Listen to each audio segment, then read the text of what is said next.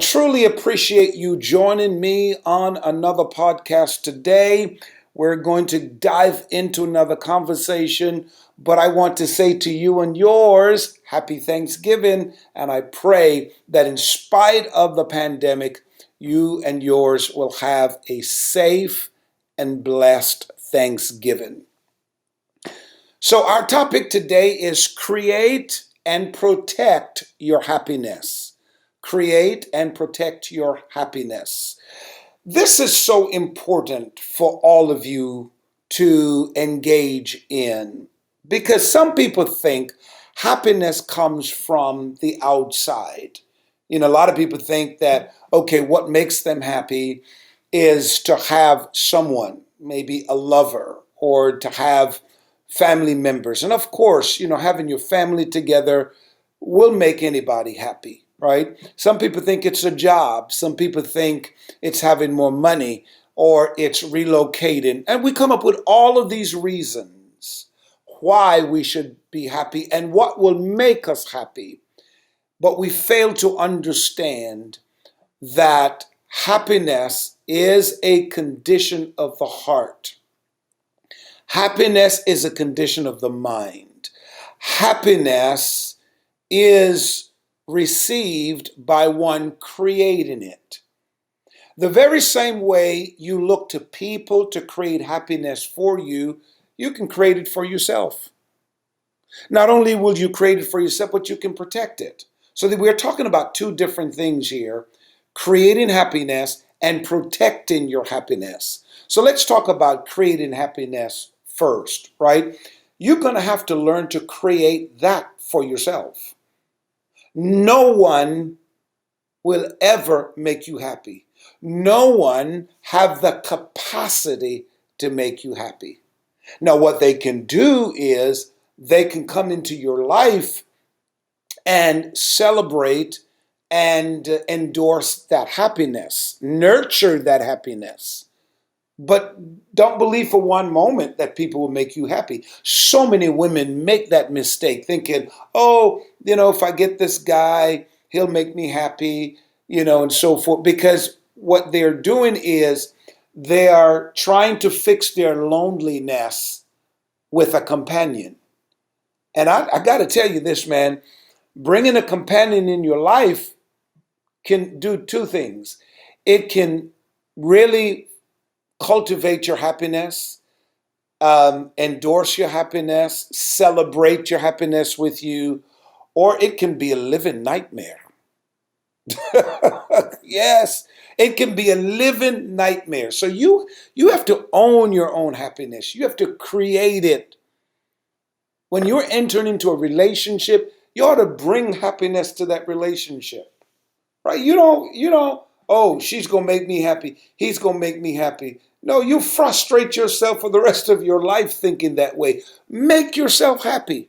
And you got to learn to be happy lonely.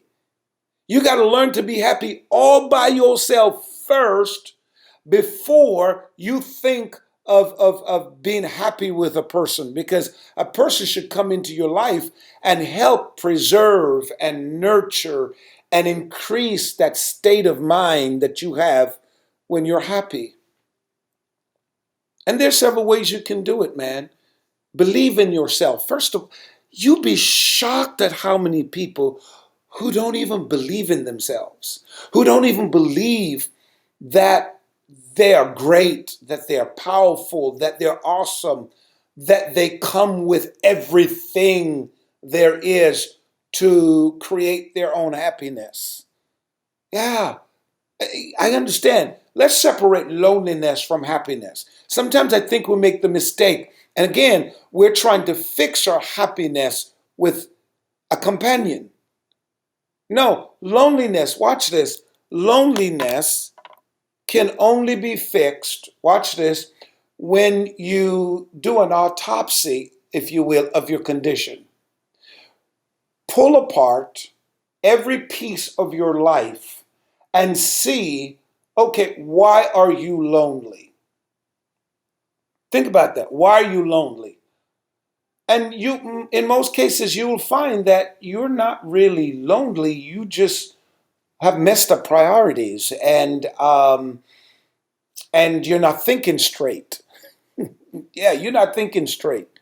Because you have to look at yourself and say, well, okay, maybe my loneliness is coming from my inability to love my own space.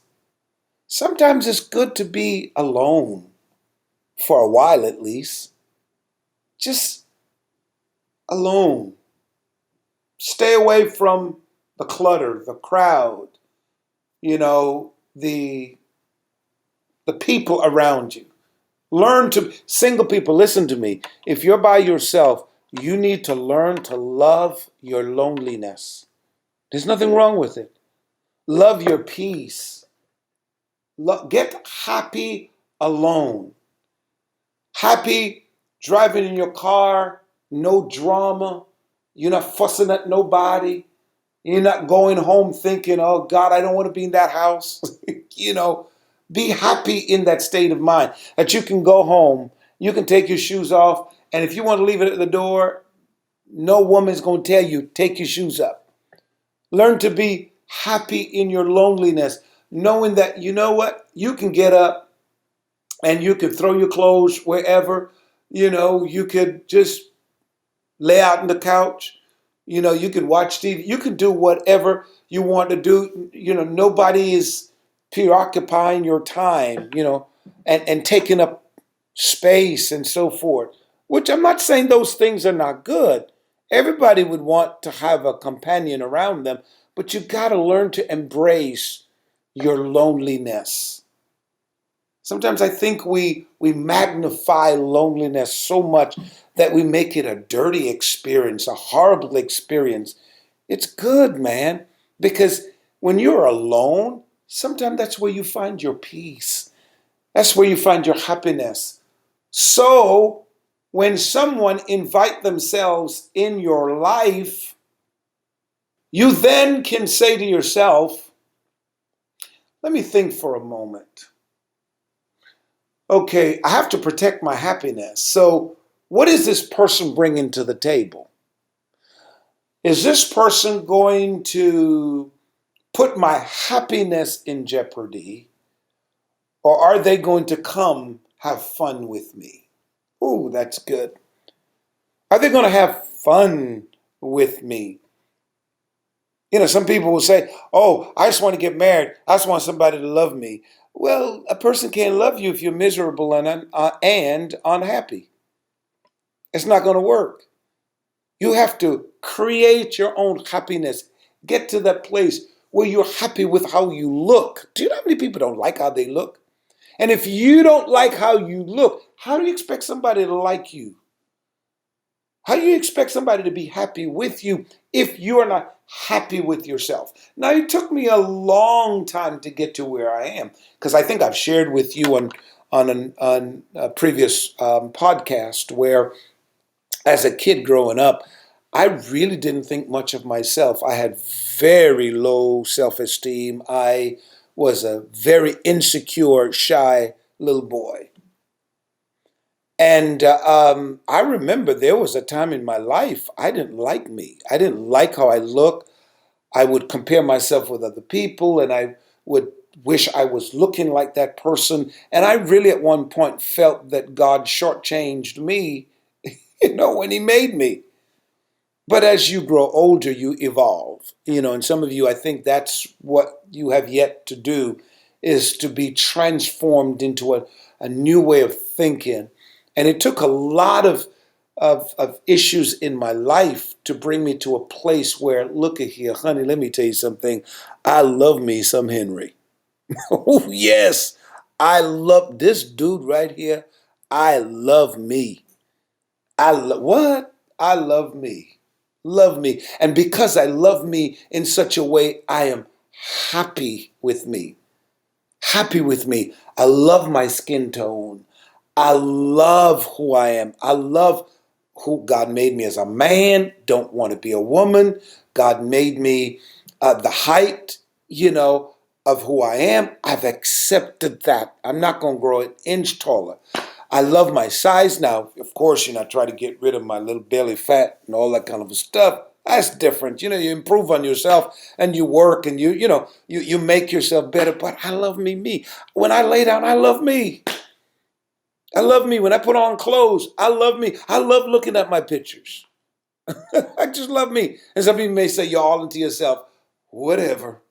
You got to get to the place where you love yourself. So when somebody come into your life and try to kind of disturb your happiness, oh God, like a bulldog, you bark. You like, what? You got to protect your happiness. You got to protect it. Some of you, like me, you've worked so hard over the years to get to this happy place. Oh, you better protect it, because there are devils out there and systems out there that will try to take your happiness away from you. So you got to create that. As a single person, create that happy space. Okay?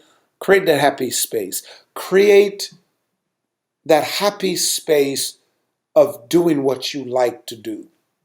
Okay? Let's say, you like shopping. Okay? Women, you like shopping. Don't let no man or nobody make you feel that shopping is a bad thing. Shopping is not a bad thing. If you like shopping, buying clothes, and that's okay. However, the disclaimer is, don't shop your way to the poorhouse. In other words, don't shop with monies that belong to paying bills. If you can afford it, shop. We need to renew our thinking. If somebody goes out to buy a $10 million house, why is that so wrong? If they can afford it, if they didn't steal from anybody, you can buy it. Go ahead and buy it. If you can buy $1 million home, buy it. Why should you let people box you into that? Show me a scripture. Show me a scripture that you use in the proper context that says you ought not to dream big and believe God for big things. If you want a nice car, and it's a fancy car, an expensive car, and that makes you happy, again, don't use people and things to make you happy. Because I've seen a lot of people with money, their money can't make them happy. Material things don't make you happy. However, to satisfy your cravings and your happiness, right? And you want to go out and buy a car, 100 grand, 200 grand, and you can afford it, it's okay. Don't let anybody make you feel bad in doing that. Okay? Go ahead and do it, as long as you're not doing it and you're stretching your budget, right? But if those things enhance your happiness, it didn't create the happiness, it just enhanced your happiness, that's fine. So when you drive in your car, you're happy that you worked and you've earned that money and you bought that car, that house that you earned and you bought that house. Listen, if you're not a homeowner, you have no idea how it feels owning your own house. That's one of the things that I'm an advocate for, is home ownership. I encourage everybody. If you can pay rent, you can pay a mortgage. You can afford a mortgage. Because if you live the next 30, 40, 50 years and buy nothing, you're paying somebody else property off. It's just simple. Unless, circumstances cause you not to own. Hey, I get that. But home ownership is key, right? And you have no idea how it feels to be able to close on your own house and you walk in, I did this. I did this. As a single person, I did this as a couple. I bought this car and I'm proud of it. I'm not overdoing it. I did this. I started this business, or I saved. Like, for example, your goal should be a minimum, a minimum of 3 months emergency funds. The ideal thing, I mean, this is what financial advisors are saying, seriously. In this economy, in this day and time, they're really saying you should have at least 1 year of savings, 1 year of emergency funds saved up. So your mortgage or your rent, your monthly expenditures, your goal is to have 1 year put down in the bank. You don't ever touch it. So if you're out of a job, something happens, you have 1 year to pay your bills. And of course, by then you should be able to get a job, and so forth. But let's start out realistically 3 months. That once you start out 3 months, making sure if 3 months you had no income coming in, you can pull from that savings account to pay your bills.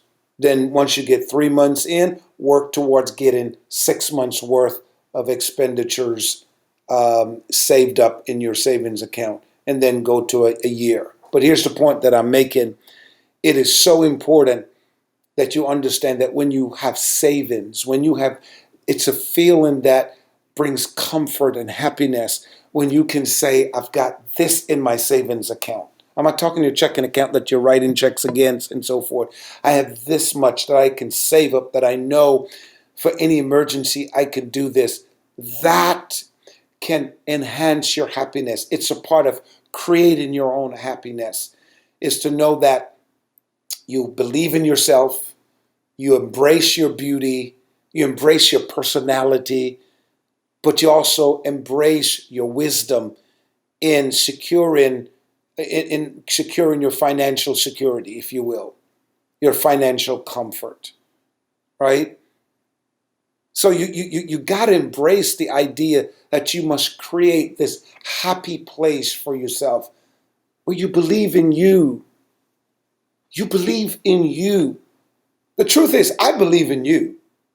I believe in you so much. It would be sad to know that Henry believes in you, but you don't even believe in yourself. You don't believe that you are fearfully and you're wonderfully made, and that though you've made a lot of mistakes, I have, that, you know what? Your mistakes can be the tools God uses to bless your life and give you wisdom and so forth. So be happy. Be happy about how you look. When I look in the mirror today, I'm so happy about who I am. I'm happy about my achievements. Now, I believe I could have achieved much more. I've had some setbacks and so forth. We all have. Okay, however, I'm happy of what God has allowed me to achieve in life. What about you? Aren't you happy about the career that you have built, the business you have built? Aren't you happy that you have weathered so many storms? I mean, think about that for a moment. Aren't you happy you got out of that relationship? you know, and I don't know how many of you've been in relationship with some people and you look back now when you were in the relationship, now you look into your current life and you see them every now and then and you have to just shake your head and say, thank you. Thank you. Do I have a witness out there? Thank you. What was I thinking? Thank you. That is a part of creating your happiness. Celebrating the fact that you might not always get it right, but that time you got it right. Think about that, man. Think about that. Create your happiness in after the virus is gone and so forth, because I'm believing it will go away. That, man, look, you get your life together, man, and go on a vacation. If you're a person you don't want to travel by yourself, it's odd, it's foolish. See, you got to learn to create your happiness. Okay, go with a person, go with a friend, and say, come with me and so forth.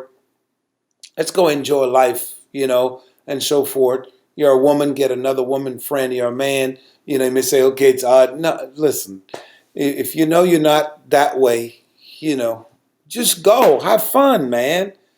And enjoy life and be happy. I mean, some of you are waiting. I'm just going to wait till I get married to visit this, to visit that. Okay. What if Mr. Right or Miss Right don't come along? Are you going to get old and can't travel and wish you had done it when you had the opportunity to do it? Come on, create your happy space. Now, after you have created your happy space, here's the big thing. You got to protect it. Ooh, so many of you have created that happy space, that happy place, but you're not protecting it. Here's the question I have for you. Why are you letting so many people upset you? Why are you letting so many people steal your happiness? Why are you letting your ex make you miserable and causing you to be unhappy, where you've lived fussing, cussing, swearing, plotting to get back at them, and meditating, can't sleep at night because what they did you. Why are you allowing them to do that? You got to protect your happiness. You know they're not worth it. So don't do it. Why are you allowing your children to steal your happiness? Here it is. You have done everything for your kids. They're now teenagers or young adults and they're grown. You're not even legally responsible for them. But you're allowing them to upset your happiness. They call you, they fuss at you, they disrespect you, they come to your house or they're living in your house. They don't want to do nothing. They don't want a job. They want to cuss you out. Then they want to come in whatever time they want to come in. And they don't want to do no house duties or nothing. And really? And you're going to just sit there and take it under the thought or the feeling that they're my children and I just have what? You crazy? Why are you going to let your kids upset your happiness? That's it. Why are you going to let your kids go out, watch this, have babies they can't support, and then come and dump them on you, and you left stuck in at your age raising kids, raising grandkids, while these children go out there and do what they want to do, having fun, so-called fun. Now, you done lost your mind. Excuse me, I hate to tell you that.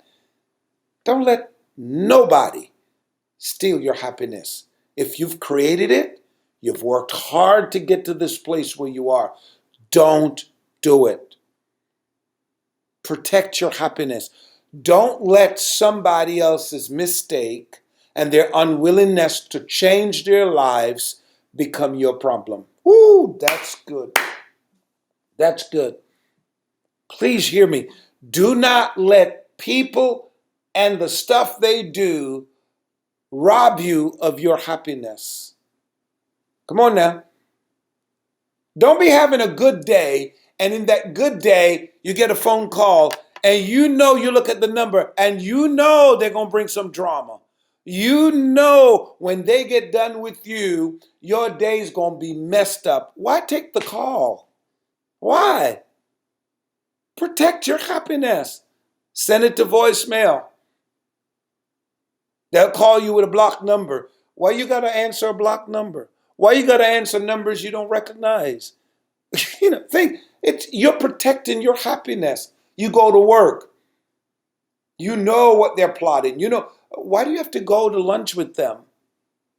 I mean, hey, get your brain together. Why are you there? You're there to fulfill a duty. In turn, they'll pay you.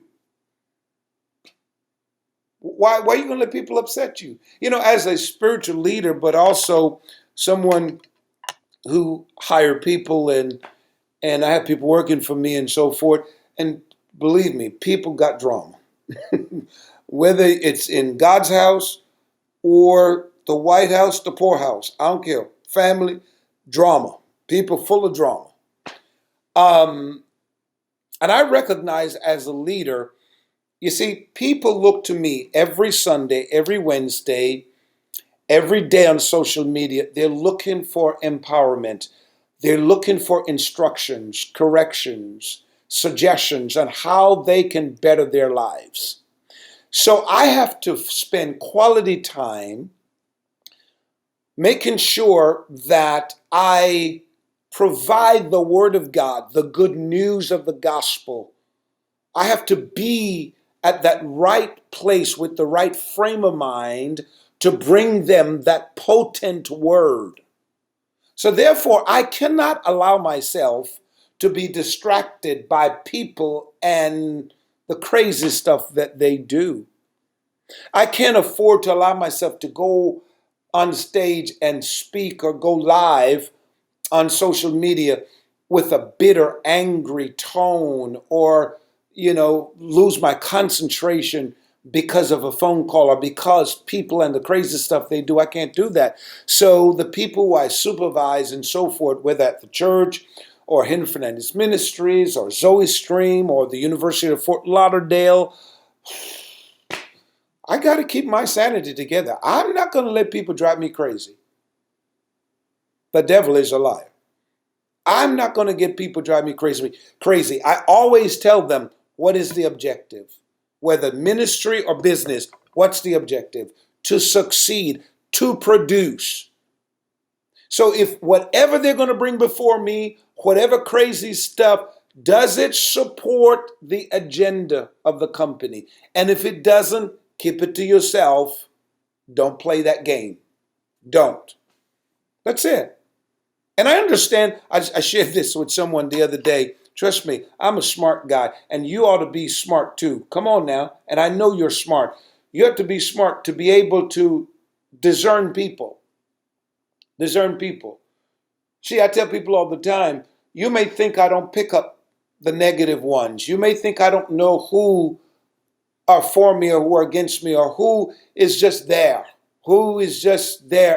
and who are the foxes, the devil says. The devil always said there's some foxes, that they nibble at the vine and they smile in your face, but in reality they're gossiping, they're dogging things out, and they're always criticizing. Listen, I'll see a devil, look at the devil, smile in the devil's face, but I will not let that devil know I know you. Don't let your right hand know what your left hand is doing. Because you see, I'm not going to play dirty. I don't have time to be, you're a devil and try to outsmart you. No, I ain't got time for that. Just don't cross the line. Just produce. Just produce. That's all I want you to do. Produce. That's how you ought to live your life. There are people who are sent by the devil in your life to steal your joy. Do not give them the leverage. As long as you stand your ground and say, look, here's what you need to do. You're here to do this. Just do it. And that's it. That's all I want. That's all. All the other stuff, you can keep it to yourself, because you're not going to steal my joy. You're not going to steal my happiness. Come on now. You're not going to steal my happiness. And this is helpful for some of you. You're giving too many people power. You're letting them take the energy away from you, and you're not protecting your happiness. After all, you've worked hard for it. Come on now, you've worked hard for it. So don't let nobody steal. Listen, some of you, you are too old to have drama in your life. I said it. It's no disrespect, you're 30, you're too old to have drama in your life. You're 20, you're too old. You're 30, 40, 50, 60, 70, 80, you're in your 90s. God help, if you're in your 90s, you're too old, man, to be having drama. Enjoy your life. At age 50, I say this often, at age 50, something happened to me at age 50. I can't really explain it, but the best way I can explain it is this. At 50, I took inventory of my life because I recognized that, wait a minute, at 50, wow, man, half a century, okay? I'm going into my 60s and then my 70s, then my 80s, and then I thought about it. All these years from young adult to 50, I did a lot of good. And I've helped myself. I've helped my family. What am I going to do the next half of my life? What am I going to do? I could choose to regret the first half. I can choose to continue on the same path and let people walk on me, use me, abuse me. I can wish I could have and all that kind of stuff. No, but you know what? At age 50, I says, wait a minute. Yeah, I am going to max out the next half of my life. I'm going to create my happiness. I'm going to embrace my happiness. I'm going to protect my happiness. I'm going to love me, love my family, and do things. Of course, I'm going to take care of God and His people, but I'm going to love me. I am not going to die with anything in me. I don't want to die with my potential.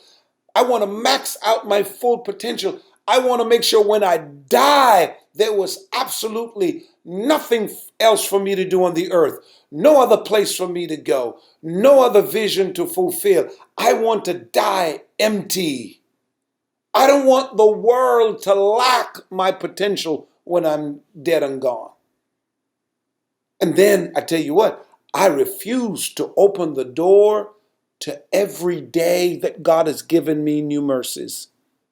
Unhappy. The devil is a liar. I choose my battles. I no longer fuss over trivial things. Take your losses, but protect your happiness. Come on now, you're running out of time. I keep saying that. You're running out of time. Protect your happiness. Do that, my friends. I love you.